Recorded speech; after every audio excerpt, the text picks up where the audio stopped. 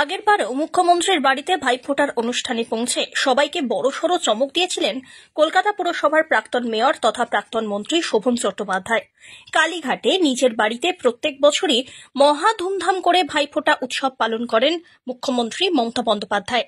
মুখ্যমন্ত্রীর হাত থেকে ফোঁটা নিতে প্রত্যেকবারই তার বাসভবনে উপস্থিত হন অনেকেই।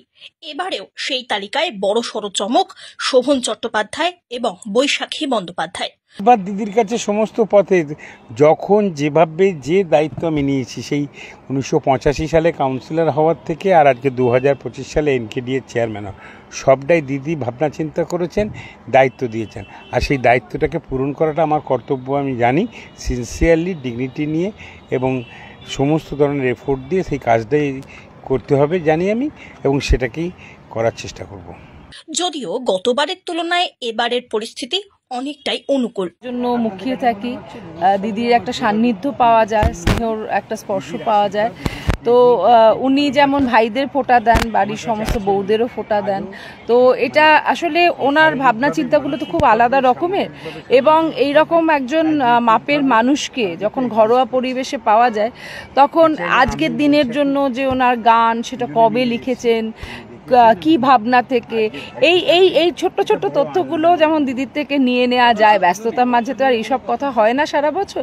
তো এই দিনটা হচ্ছে আমাদের কাছে একটা সুন্দর আড্ডার, ভালোবাসার একটা পরিবেশ। আমি এইটুকুই প্রার্থনা করি ঈশ্বরের কাছে যে শোভন নতুন পদে গেছেন, সেটা তো একটা নিশ্চয়ই আনন্দের মুহূর্ত, কিন্তু এই ভালোবাসাটা যেন সারা জীবন অটুট থাকে, পদ থাকুক না থাকুক।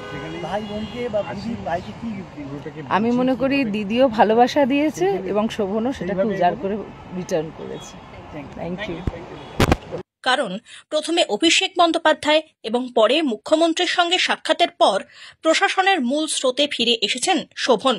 এনকেডি এর চেয়ারম্যান হিসাবে তাঁকেই বেছে নিয়েছেন স্বয়ং মমতা।